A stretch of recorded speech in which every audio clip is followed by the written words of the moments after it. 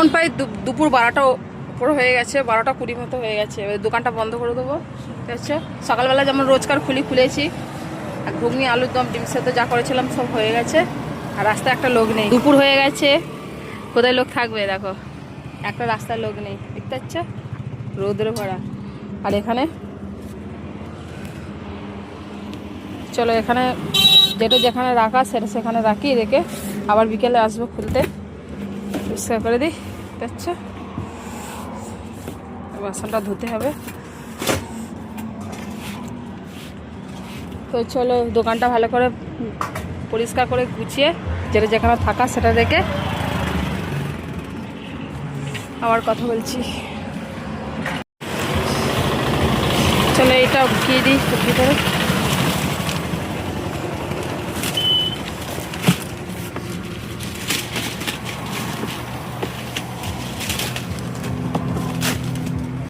দেখো দোকান যেমন গুছিয়ে রেখে দিই, বেঁধে সব তেমন করে রেখে দিয়েছি।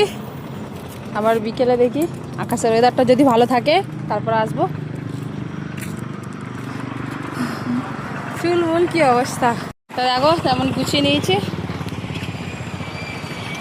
হেঁটেই যেতে হবে, চেপে গেলে হবে না, রাস্তা প্রচুর জ্যাম, বুঝছো। দেখো, তো চলো বাড়ি গিয়ে কথা হচ্ছে আবার।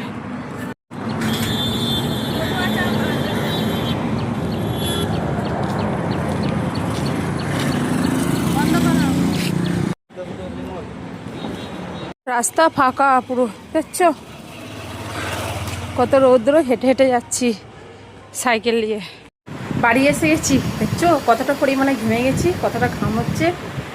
ঝড় বৃষ্টি হলে কি হবে, কিন্তু গরমের তাপটা কিন্তু অতিরিক্ত আছে। দেখো সকালবেলা ঘুম থেকে উঠে চলে গেছি, বিছানা খুব একটা অতটা ভালো করে গোছানো হয়নি, ঘরের কাজও। তো চলো ঝটপট করে ঘরের কাজগুলো মিটিয়ে স্নান টান করে আবার তোমার সাথে কথা বলছি। এখানে দেখো বিছানাটা আমি গুছিয়ে ফেলেছি, স্নান করে এগুলো কেচে মেলে দিলাম সব, সেখান থেকে এখানে অবধি দেখতে পাচ্ছ।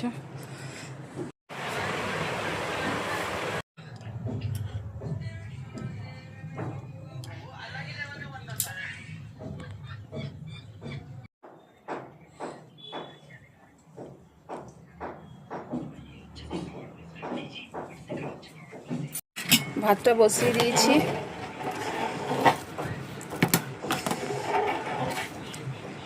চলো আর একটু হবে, ঢেকে রেখে দিই। তো আজকে পটল রান্না করব। দোকান থেকে আসার পথে তোমরা দেখতে পেলে পটল কিনলাম।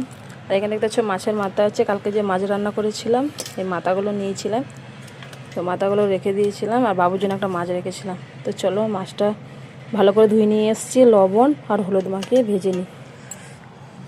এখানে তেলটা গরম হয়ে গেছে,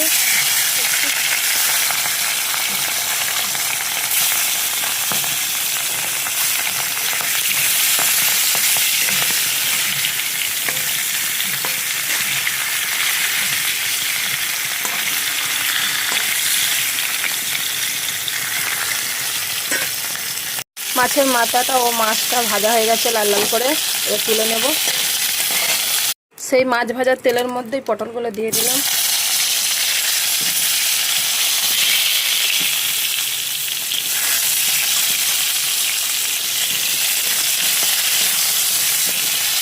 লবণ দিয়ে পটলগুলো নেড়ে চেড়ে লাল লাল করে একটু ভেজে নেব। তো পটলগুলো লাল লাল করে ভাজা হয়ে গেছে, দেখতে। তা আলুগুলো দিয়ে দিলাম, একটু পটল দিয়ে আলু দিয়ে করবো। তো আলুগুলো পটলের সাথে ভালো করে নেড়ে চেড়ে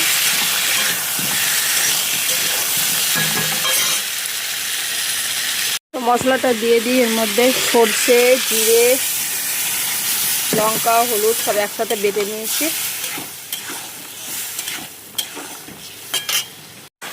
তো মশলা দিয়ে ভালো করে নেড়ে নিই।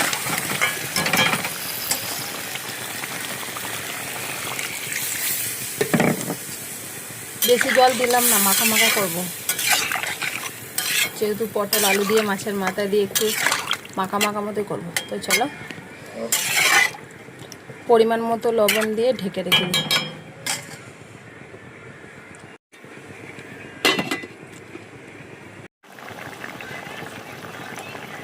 এখানে তেল গরম হয়ে গেছে, ফোড়ন দিচ্ছি। ফোড়নের মধ্যে দেখো 5 ফোড়ন দিলাম, শুকনো লঙ্কা ও তেজপাতাও দিলাম।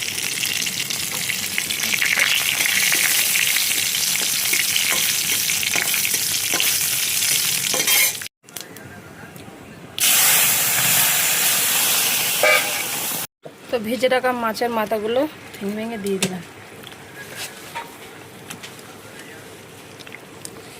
মাছটা দিলাম না, মাছটা বাবু ভাজাই খাবে।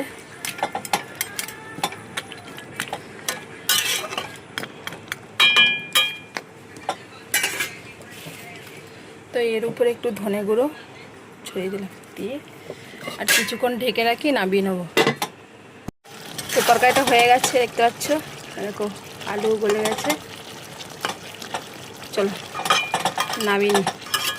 দেখো পুরো শুকনো শুকনো মাখা মাখা হয়ে গেছে, তাই না?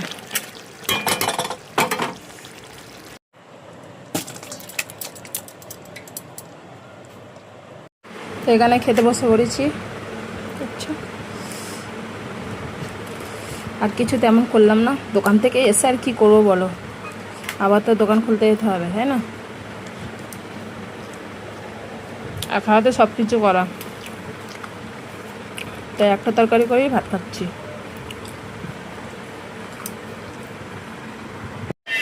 খাওয়া হলো, খাওয়া হয়ে গেছে। এবার রান্না করেছি, সেখানে গুছানো হয়নি, তাড়াতাড়ি করে বসে পড়েছি খেতে। আর অনেকটাই তো দেরি হয়ে গেছে। তো চলো সব গুছিয়ে নিই, কলপারে নিয়ে যাই, নিয়ে গিয়ে ধুতে হবে বাসনগুলো। রান্নার জায়গা ওখানে পরিষ্কার করতে হবে। ভাবছি একটু বিশ্রাম নেবো, বিশ্রাম আর নেওয়া হবে কখন আর হবে আবার দোকানে যেতে হবে। তো চলো বাসনগুলো ধুয়ে নিই। বিশ্রাম নিয়ে আর হলো না, দোকানে ছুটতে হবে। 4টে প্রায় বাজতে চললো। দেখো এখন কত ঘামছি বলো তো, প্রচণ্ড পরিমাণে ঘামছি, বাড়িতে এলেও সেই ঘাম। তো চলো ভিডিওটা এখানে শেষ করি, আর বাড়াবো না। ভালো লাগলে লাইক, কমেন্ট, শেয়ার, সাবস্ক্রাইব অবশ্যই করবে। অনেক অনেক আমার তরফ থেকে অনেক অনেক ভালোবাসা বন্ধুরা। দেখো নিজের যেমনই হোক না কেন, ছোটোই হোক বড়ই হোক, নিজের ব্যবসা, নিজের সংসার সমস্ত কিছু গুছিয়ে গাছিয়ে তারপরে আবার ভিডিও করতে হয়, ভিডিওতে সময় দিতে হয়, তাই না? কিছু কিছু দিন একদম সময় পাচ্ছি না, তাই ভিডিও পোস্ট করা হচ্ছে না। আবার কিছু কিছু দিন সেই সময় দিয়ে করতে হবে, কিন্তু এখন মনে হচ্ছে যে যখন শুরু করেছি তখন ভালোভাবেই শুরুটা করতে হবে। একদম সময় পাচ্ছি না বললেও হবে না, সময় দিয়ে করতে হবে। তো চলো সবাইকে জানাই টাটা ও বাই বাই।